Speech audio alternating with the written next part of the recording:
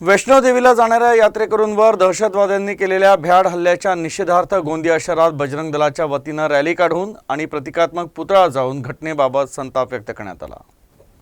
वैष्णोदेवीला जाणाऱ्या यात्रेकरूंच्या बसवर पाकिस्तानात आश्रित आतंकवाद्याच्या गटानं भ्याड हल्ला करून गोळीबारात 10 यात्रेकरूंचा बळी घेतला। या घटनेचा देशभरात तीव्र निषेध होत आहे। बजरंग दलाच्या वतीनं गोंदिया शहरात निदर्शनं करून निषेध करण्यात आला। यावेळी भव्य दुचाकी रॅली काढण्यात आली, तसंच प्रतिकात्मक पुतळा जाळून रोष व्यक्त करण्यात आला।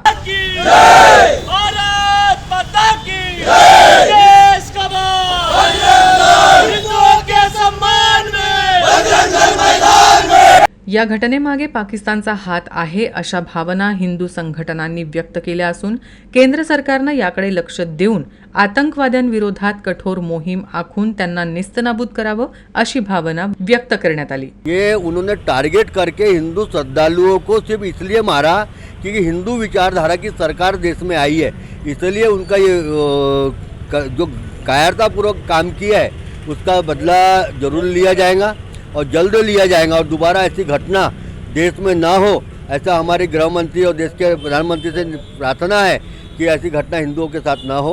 ये बस इसलिए हम आज ज्ञापन देने के लिए जा रहे हैं। हम अभी इस मार्फत राष्ट्रपति को ज्ञापन देने जा रहे हैं और उनसे निवेदन करेंगे कि अभी जो केंद्र सरकार है, केंद्र सरकार को कठोर कार्रवाई करने के लिए निर्देश दे और उन आतंकवादियों पे कठोर से कठोर कार्रवाई हो, क्योंकि ऐसे दुस्साहस फिर यह ना कर पाए, ऐसा हम राष्ट्रपति महोदय से निवेदन करेंगे।